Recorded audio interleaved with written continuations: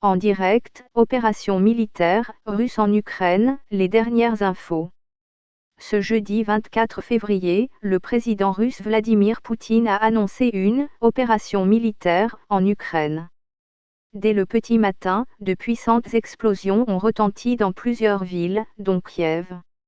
Les Ukrainiens subissent une « invasion de grande ampleur ». Les points essentiels. Lors d'une intervention télévisée jeudi très tôt, le président russe Vladimir Poutine a annoncé avoir autorisé une opération militaire spéciale en Ukraine. Il a déclaré « Nous nous efforcerons d'arriver à une démilitarisation et une dénazification de l'Ukraine ». L'armée russe, qui divisait les sites militaires ukrainiens, a affirmé avoir détruit les systèmes de défense antiaérienne et mis hors service les bases aériennes de l'Ukraine. Les séparatistes pro-russes de l'Est de l'Ukraine ont réalisé des gains territoriaux, a-t-elle annoncé. L'Ukraine a rompu ses relations diplomatiques avec la Russie.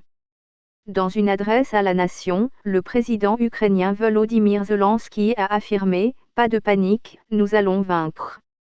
Un sommet de l'OTAN se tiendra vendredi en visioconférence.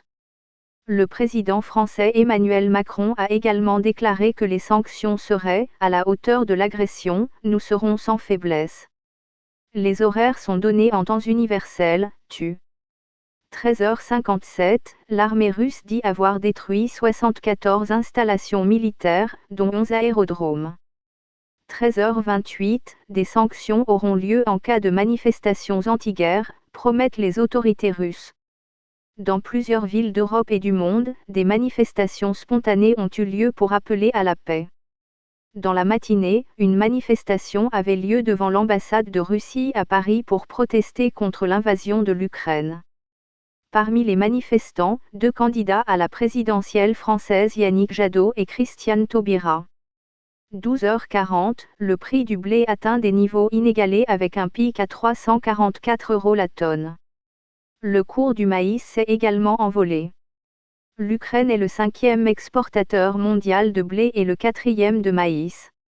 12h32, d'après les autorités, un avion militaire ukrainien s'est écrasé près de Kiev avec 14 personnes à bord. 12h30, Emmanuel Macron s'est exprimé dans une courte allocution de l'Élysée. Julien Chavannes du service politique souligne aussi « Solidarité affichée », le drapeau ukrainien installé derrière le président français aux côtés des drapeaux européens et français. La France se tient aux côtés de l'Ukraine, a-t-il déclaré à la nation, évoquant un « tournant de l'histoire de l'Europe ». Nous serons sans faiblesse et nous répondrons avec sang-froid, a-t-il affirmé. 12h20, le chef de l'armée allemande avoue son impuissance. Je n'aurais jamais cru, après 41 ans de service en période de paix, devoir faire l'expérience d'une guerre et que l'armée, que je dirige, soit plus ou moins nue, a déclaré le chef de l'armée de terre, Alphonse May. Les options que nous pouvons offrir au pouvoir politique sont extrêmement minces. 12h13, Boris Johnson qualifie Vladimir Poutine de « dictateur ». 12h10, la guerre n'est pas une solution, selon l'Iran. Le chef de la diplomatie iranienne Hossein Amir-Abdollahian a ajouté que « la crise ukrainienne trouve ses racines dans les provocations de l'OTAN ». 12h04, les gardes-frontières ukrainiens ont annoncé dans un communiqué que des forces russes ont pénétré dans la région de Kiev depuis la Biélorussie pour mener une attaque avec des missiles gras sur des cibles militaires. Une journaliste de l'AFP a constaté la présence de plusieurs hélicoptères non identifiés volant en groupe à basse altitude dans la banlieue de Kiev, la capitale ukrainienne. 11h55, les gardes-frontières ukrainiens annoncent une percée des forces russes à Kiev. Sur place, l'envoyé spécial de la rédaction de RFI en russe Denis Strelkov fait état d'explosions dans les alentours de la capitale ukrainienne. Il parle d'un « silence absolu », presque mortel. Le centre de Kiev s'est vidé de ses habitants. Les embouteillages se sont encore allongés, il est désormais très difficile de quitter la ville.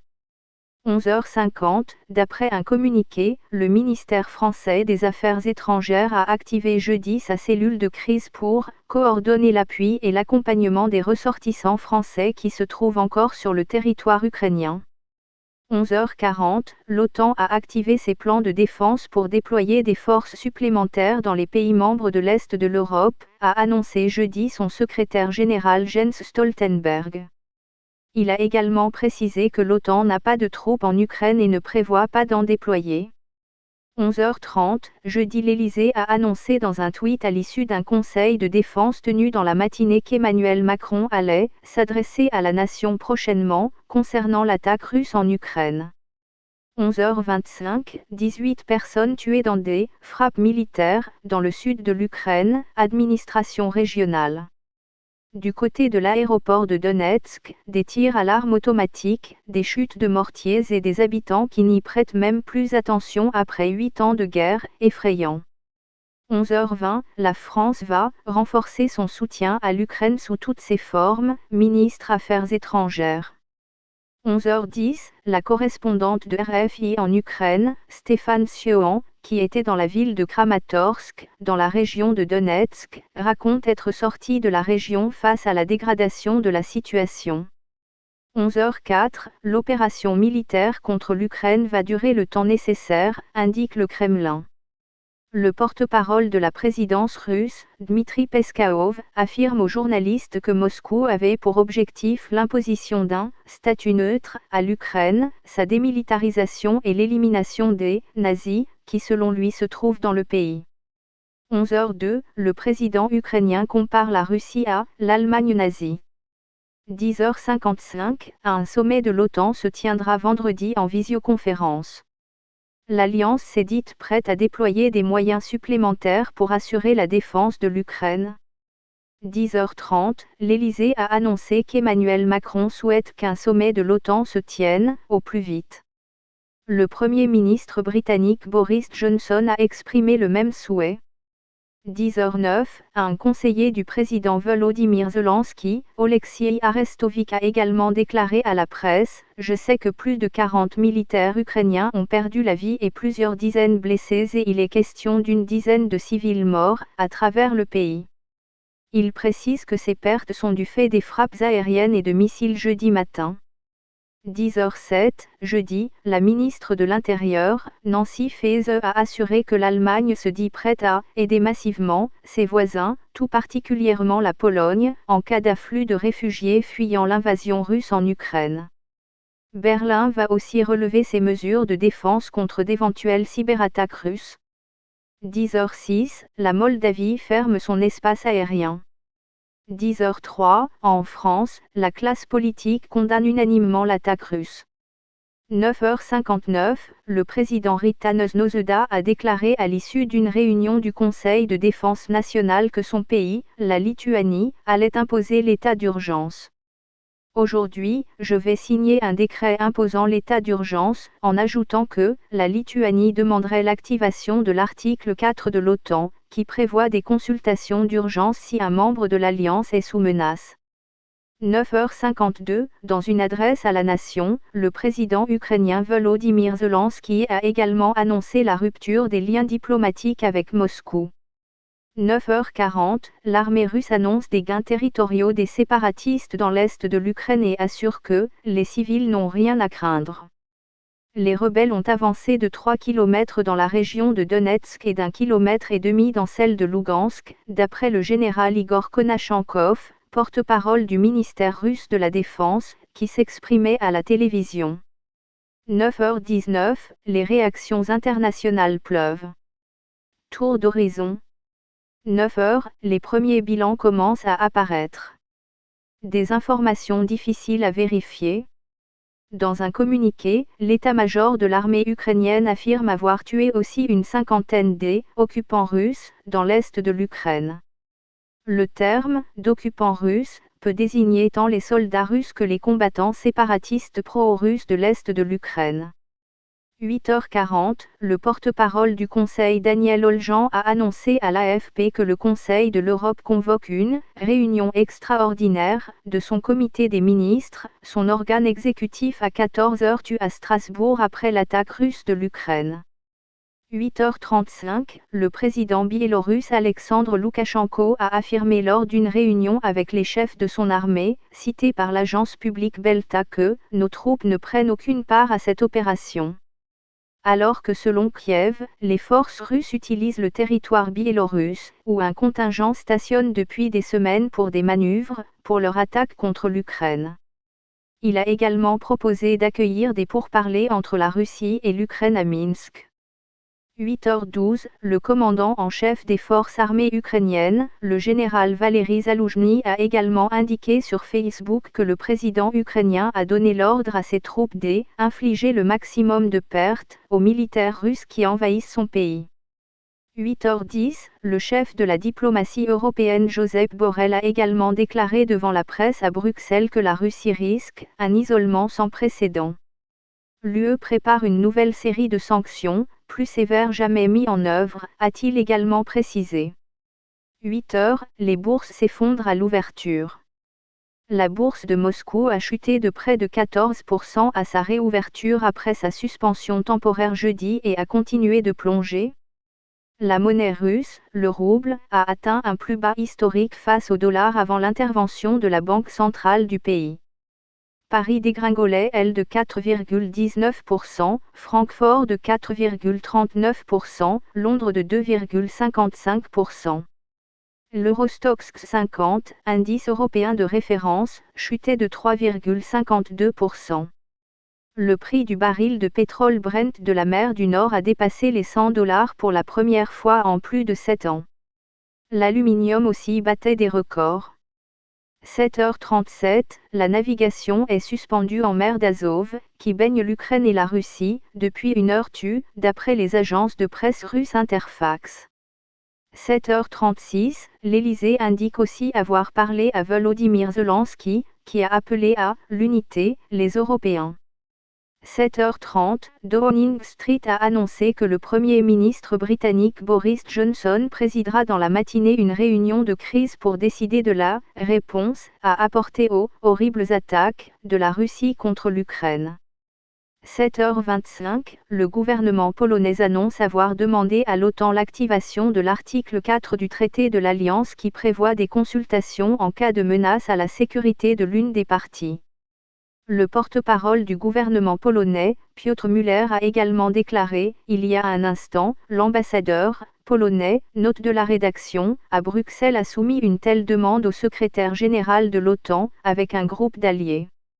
7h18, selon les gardes-frontières ukrainiens, les forces terrestres russes sont entrées dans le pays.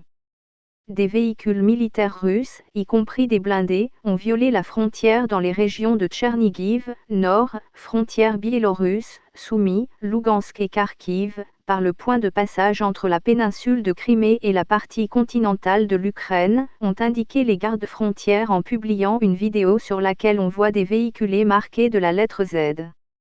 7h01, des explosions ont été entendues à Kharkiv, deuxième ville du pays, ainsi qu'à Mariupol, plus grande ville ukrainienne proche de la zone de front. Plus tôt, des explosions avaient été entendues à Kramatorsk, ville dans l'est qui sert de quartier général à l'armée ukrainienne, et à Odessa, sur la mer Noire. 6h59, le président français Emmanuel Macron condamne fermement la décision de la Russie de faire la guerre à l'Ukraine et appelle à mettre immédiatement fin à ses opérations militaires. La France condamne fermement la décision de la Russie de faire la guerre à l'Ukraine. La Russie doit mettre immédiatement fin à ses opérations militaires. 6h44, dans le métro de Kiev, des dizaines d'habitants tentent de se mettre à l'abri ou de prendre un train, valise à la main, pour quitter la ville. Des bouchons se forment aux sorties des villes. L'envoyée spéciale de RFI, Anastasia Becchio, nous a également raconté que les stations-service sont littéralement prises d'assaut par les automobilistes. De longues files d'attente se sont formées sur la route qui relie Mariupol à Zaporijia. 6h16, l'armée russe a affirmé jeudi avoir détruit les systèmes de défense antiaérienne et mis hors service les bases aériennes de l'Ukraine, où Moscou a lancé dans la matinée une opération militaire. Le ministère russe de la Défense, cité par les agences de presse russes, a indiqué que l'infrastructure militaire des bases aériennes des forces armées ukrainiennes a été mise hors service. Il a également ajouté que les installations de défense antiaérienne des forces armées ukrainiennes ont été détruites. 6h15, le monde doit créer une coalition anti-Poutine et contraindre la Russie à la paix, Zelensky. 6h10, la Russie annonce avoir détruit les bases aériennes et la défense antiaérienne ukrainienne, agence. 6h05, l'Ukraine affirme avoir abattu 5 avions et un hélicoptère russe, armé. 5h45, la présidente de la Commission européenne Ursula von der Leyen et le président du Conseil européen Charles Michel ont dénoncé l'attaque de la Russie contre l'Ukraine et se sont engagés à demander à Moscou de rendre des comptes. Ils ont également ajouté « Nous condamnons fermement l'attaque injustifiée de la Russie contre l'Ukraine. En ces heures sombres, nos pensées vont à l'Ukraine et aux femmes, hommes et enfants innocents qui font face à cette attaque non provoquée et craignent pour leur vie. » 5h42, les gardes-frontières ukrainiens ont déclaré dans un communiqué que l'Ukraine attaquée par la Russie le long des frontières russes et biélorusses. L'Ukraine précise également que la frontière d'État ukrainienne a été attaquée par des troupes russes depuis la Russie et la Biélorussie. Ces attaques ont notamment été réalisées à l'aide des artilleries. 5h34, un porte-parole de l'Alliance a annoncé que les ambassadeurs des 30 pays membres de l'OTAN vont se réunir en urgence jeudi matin à Bruxelles à la suite de l'opération militaire russe contre l'Ukraine. 5h32, Boris Johnson dénonce en disant ceci, Poutine a choisi l'effusion de sang en Ukraine. 5h10, Volodymyr Zelensky a affirmé dans un message vidéo sur Facebook, pas de panique, nous sommes prêts pour tout, nous allons vaincre. 5h, le chef de l'Union européenne promet de tenir le Kremlin pour responsable de l'attaque injustifiée contre l'Ukraine. 4h59, loi martiale en Ukraine, Zelensky. 4h57, l'armée russe dit viser les sites militaires ukrainiens avec des armes de haute précision, agence. 4h50, l'Ukraine a également annoncé la fermeture de son espace aérien pour l'aviation civile. 4h48, Joe Biden parle avec le président ukrainien Zelensky, Maison-Blanche. 4h39, l'ambassadeur de Russie à l'ONU, Vassily Nebenzia affirme que Moscou cible la junte au pouvoir à Kiev. Il a déclaré en conclusion de son discours devant le Conseil de sécurité des Nations Unies que « Nous ne sommes pas agressifs envers le peuple ukrainien, mais envers la junte au pouvoir à Kiev ». 4h30, le projet de résolution condamnant la Russie sera déposé ce jeudi au Conseil de sécurité de l'ONU, vote attendu vendredi 25 février, Washington. 4h17, la Russie a lancé une invasion de grande ampleur de l'Ukraine, chef de la diplomatie ukrainienne. 4h15, non loin du front du conflit de l'Est, à Kramatorsk, ville qui sert aussi de quartier général à l'armée ukrainienne, au moins 4 explosions puissantes ont également été entendues par des journalistes de l'AFP. 4h14, Russie-Ukraine, ce conflit doit s'arrêter maintenant, réclame le chef de l'ONU, Antonio Guterres. 4h11, l'ambassadeur de France à l'ONU, Nicolas de Rivière, a dénoncé mercredi soir le mépris affiché par la Russie à l'égard des Nations Unies après que Vladimir Poutine a annoncé une opération militaire en Ukraine. 4h02, l'OTAN condamne une attaque téméraire et non provoquée par la Russie. 3h45, des explosions signalées à Mariupol. 3h33, une explosion a été entendue à Kiev. 3h29, l'attaque de l'Ukraine par la Russie provoquera des souffrances et pertes humaines catastrophiques, selon Joe Biden. Le monde exigera des comptes de la Russie, dit le président américain. 3h02, le président russe promet de répliquer à ceux qui voudraient interférer avec l'opération russe en Ukraine.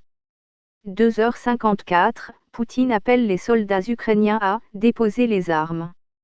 2h54, le président russe Vladimir Poutine annonce une opération militaire en Ukraine pour défendre les séparatistes de l'Est du pays.